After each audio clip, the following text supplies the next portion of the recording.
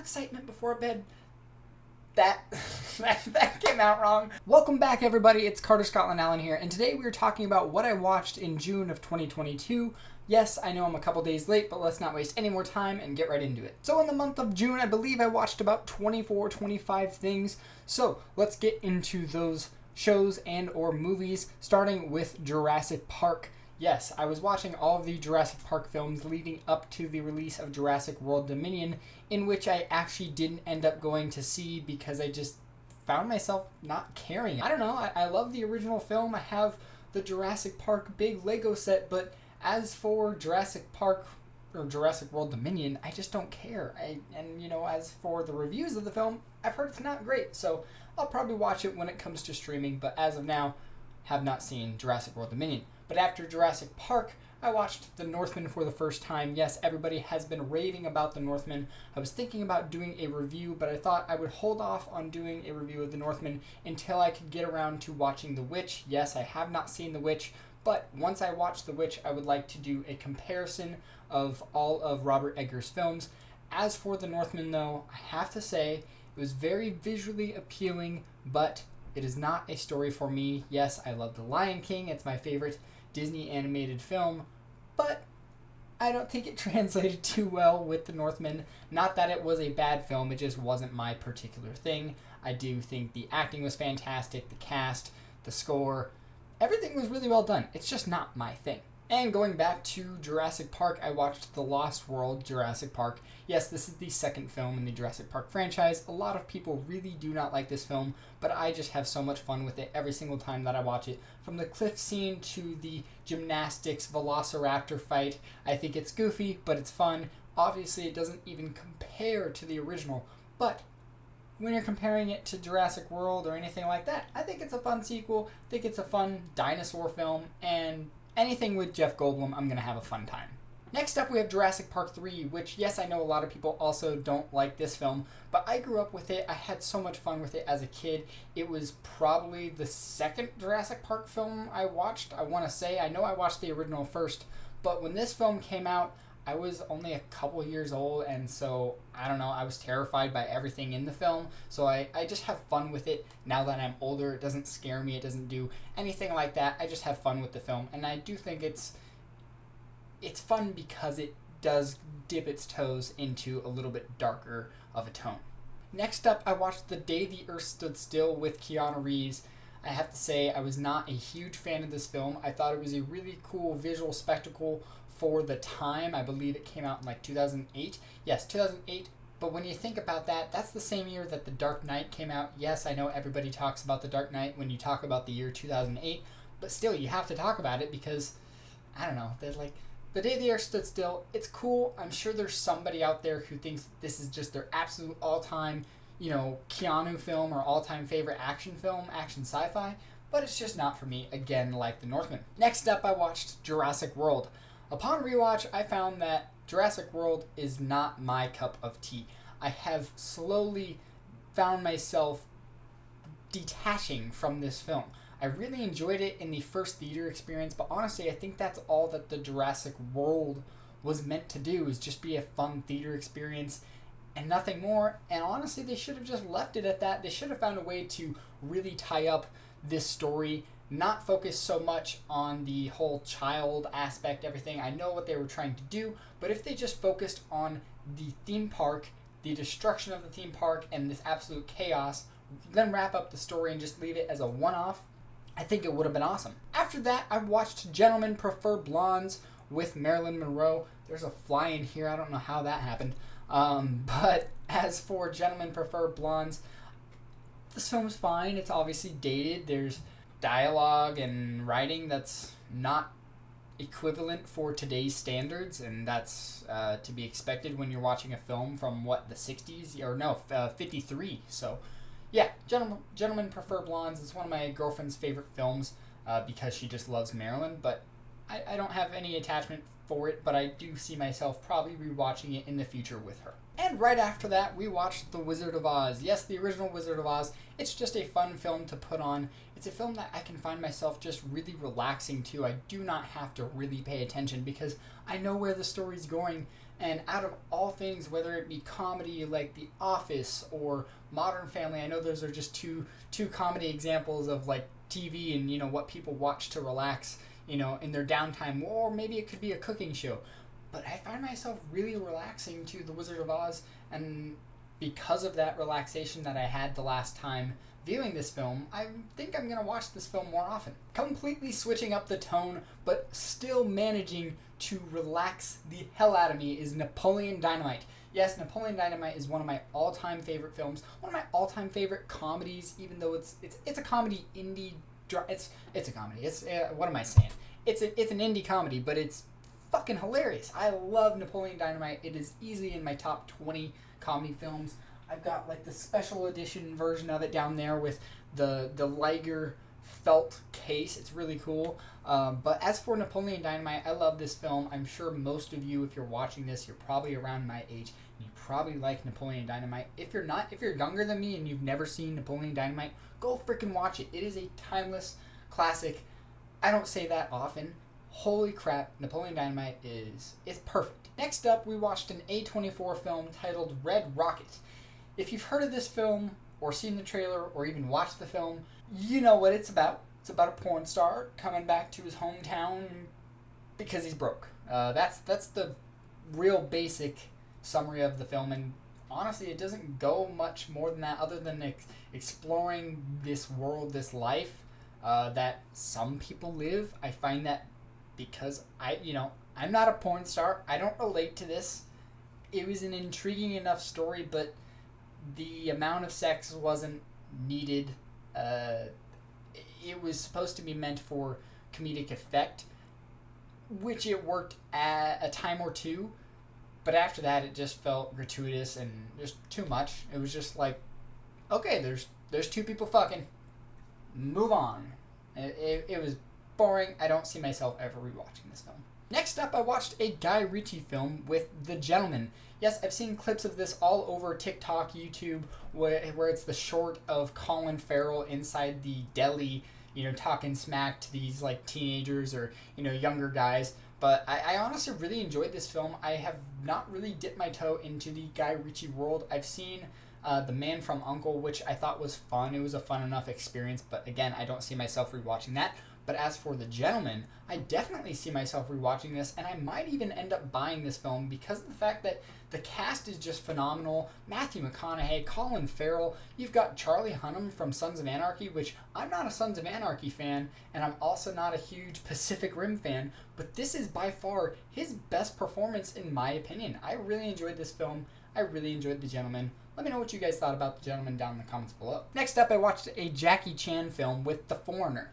I had a really fantastic time with this film. I hadn't seen any of it, although I will say it did feel like it strayed a little bit from the focus of Jackie Chan and him, really going after who does this thing in the opening of the film. I'm not going to ruin it because it is a fun film. It's a fun watch, and I think it's not a film that I would rewatch like, let's say Inception, where it's a film where you really have to focus. This is a film where, yeah, you have to focus from time to time, but it could be a film where you have a couple beers, or heck, you just throw this on before bed, and you want to have a little excitement before bed. That came out wrong. You can do other things to have excitement before bed, but as for The Foreigner, it's fun. It's a fun watch. Go watch it. Let's move on. Next up, I watched The Lost Boys for the very first time. I had never seen The Lost Boys. I had heard so many things about it. I just found the film at I think it was FYE for like $6, so I said, screw it, I'm going to just buy the film brand new, go watch it, and we'll see how it turns out. Actually, no, it was at Fred Meyer's for $6. When does Fred Meyer ever have $6 movies? I don't know.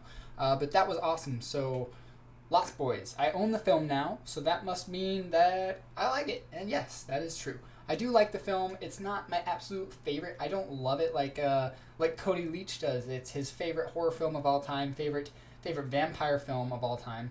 And I think it's definitely up there. I just don't have that nostalgic attachment to the film, so there's that reason for me not fully feeling attached to the film. But I was really thrilled by the film. Is that even a word? I don't know. But I had so much fun with it. I thought there wasn't going to be very many graphic kills, which I don't think is necessarily needed all the time, but the film was feeling a little bit slow, and then they finally just they do it. They kill off some people in some really cool, gruesome fashions for, the time being in the late 90s, I believe. But yeah, The Lost Boys, fantastic film. Let's move on. Now for a film that I've owned for a very long time but have not ever seen until now, and that is The Crow. Yes, so The Crow is, as many of you know, Brandon Lee's final performance, because he passed away during the shooting of the film by a gunshot, and obviously they don't show that in the film. They do a very good job at not obviously blending in anything that would feel anything reminiscent of him actually getting shot. So I do appreciate that. But as for the film as a whole, it's a cool, dark story that you've seen before. It's a story that you've seen before, but it is told in a very cool, unique way, especially for the time. No wonder that it was such a big hit without his death. But yeah, The Crow was really fun. I don't think I will watch it again anytime soon. I will keep the Blu-ray though, so it's not like it's a film that I want to get rid of. But I'll rewatch it a couple years from now. Maybe when I have kids, I'll watch it with them. I don't know. We'll see. Now, switching it up quite a bit, we watched Harry Potter and the Order of the Phoenix. I don't have much to say about this film other than I love it. I love all of the Harry Potter films. There's quite a few of them that I have just... The love is way up here, and there's a couple of them where the love is down here, but there's no Harry Potter film that I absolutely dislike or think is just meh. I do thoroughly enjoy every single film in the Harry Potter franchise, except I haven't seen any of the Fantastic Beasts, and I will not watch them. I just have no interest in them, so don't tell me to watch them, because I'm not going to. But Harry Potter, fantastic film. Let's move on. Next up, I watched The Waterboy. This was just a movie that we wanted to throw on and have just a relaxing time before bed. This is a film that is very fantastic when it comes to the comedy from Adam Sandler. Kathy Bates is phenomenal in this film. You have Rob Schneider. You can do it. Like, everything in this film is really just fun. It's dumb. Obviously, everybody knows Adam Sandler's humor is dumb. There's a couple of his classic films that I loved as a kid, and Waterboy is one of them. Right after that, I watched 22 Jump Street, which I have to say is a lot funnier than I remembered and quite a bit more quotable than I had remembered. You have My Name is Jeff, and again, of course, that's going to be the only one I can remember off the top of my head. But still, the fact that you have a comedy film from 2014, almost a decade old, and you have people still today being, hey, my name is Jeff, when I don't think the film as a whole is that fantastic, but it's little bits like this that make the film honestly worth watching. It's a fun watch. No, it's not great. It's not anywhere in my top 25, top 30 comedies of all time. It's nothing like that, but it is a fun watch. Next up, I watched Apocalypse Now for the very first time. Wow, this is a long film, but a film worthwhile. It is fantastic. I watched it with my dad, and my dad, this is his favorite film of all time. So I was really expecting a lot, and I got a lot back from this film. It's dark, it's gritty, the story's fantastic, the acting is phenomenal from absolutely everybody. Martin Sheen, Coppola. There's so much just depth to the world that you're seeing, the explosions, the sound. Everybody knows about the score of this film, and the iconic explosion scene of the jungle, which was one of the biggest movie explosions at the time. It might have been even the biggest movie explosions. But yeah, I love Apocalypse Now. I honestly think I will end up buying this film. It is easily in my top 3 favorite war films of all time. Moving right along, we switched it up with something a little bit more lighthearted, and that is The Witches of Eastwick. Yes, this has Jack Nicholson, Michelle Pfeiffer, and a few others that I can't quite remember. Oh, Susan Sarandon, and Cher as well. But this film was nothing like I expected. It's rated R, but I didn't expect it to be as rated R as it was. You have all of these jokes about sex and dildos and curved dicks, and just it goes to places that I did not expect for an 80s film. And this is directed by George Miller, who does the Mad Max franchise and Babe. So yeah, I'll be talking all about George Miller's films in the upcoming future. So this was the start of it, and I have to say, it was a really enjoyable time. Again, I don't see myself rewatching the film, but I will say it's a memorable film. I will not forget quite a few of the scenes in this film.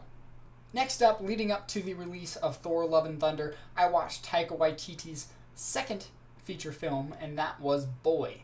Boy released in 2010. I do not want to give away any spoilers or anything about that, but it just follows a boy named Boy and his summer adventures with his brother and his father. That's the simple way of putting it. My God, is Taika Waititi fantastic at writing, directing, and even acting. Wow, this is my favorite Taika Waititi performance I have seen so far. As for the film as a whole, the actor who plays Boy is just phenomenal. I can't tell you guys enough.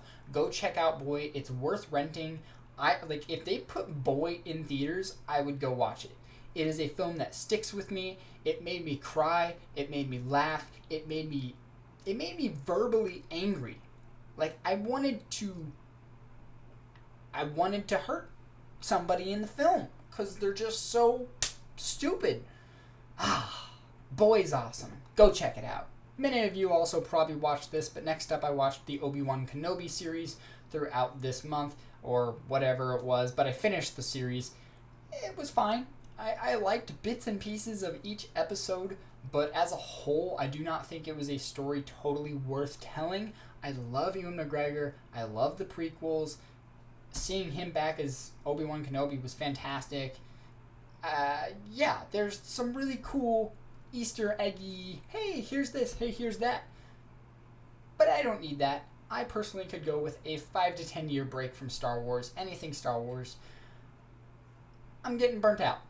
Next up, we watched Grown Ups, and I was not expecting to even enjoy this film a little bit. I just remember not liking this film in any way when I first saw it, but it's not completely terrible. Again, like some other films on this list, I don't see myself rewatching it, but it's got some funny bits and pieces. I can see why they did the film. They wanted to make something more family friendly while also just, they all made a good pretty penny having fun together. Like, you know, that's what they were doing, was just having fun together. So it is cool to see that someone like Adam Sandler and, David Spade, Kevin James, Chris Rock, that they can just come together and have fun like this and create a really cool family story. But again, it's not for me. This feels like something that might be somebody's Cheaper by the Dozen of today. Cheaper by the Dozen is a film that I absolutely love, and it sticks with me. It's not great, it's not perfect, but it's a film that I love and I could watch anytime, and I'm sure that is the case with Grown Ups for some of you. Alright, and next up, I watched Me, Myself, and Irene for the very first time. I had not seen a trailer, I had not read a synopsis, I had zero knowledge about anything about this film, about the plot, nothing. And so I knew the cast, and that was it. I didn't realize how R-rated this film was. I don't even think I realized it was R-rated until I heard the first few curse words.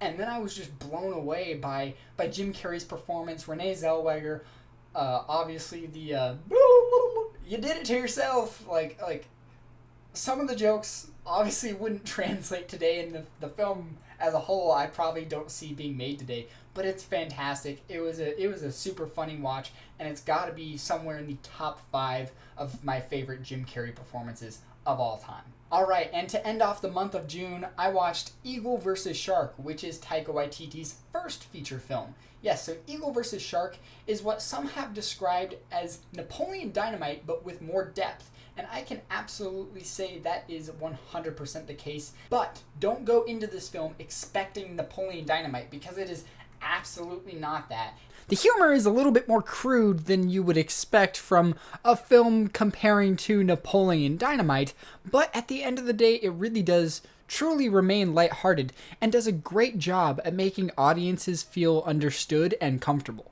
Okay, everybody, that is what I watched in the month of June, so be sure to stick around for future videos, whether it be horror movie news in general, movie updates, movie reviews, movie rankings, TV show reviews, or the monthly What I Watched. Let me know what you guys would like to see in the upcoming future. just to let you know, I do have some Predator videos that I am very excited to talk about, very excited to present to you guys, so stay tuned for those. But this is what I watched in June. Stay tuned for next month's video. I'm Carter Scotland Allen, and I will see you guys in the next video. Peace.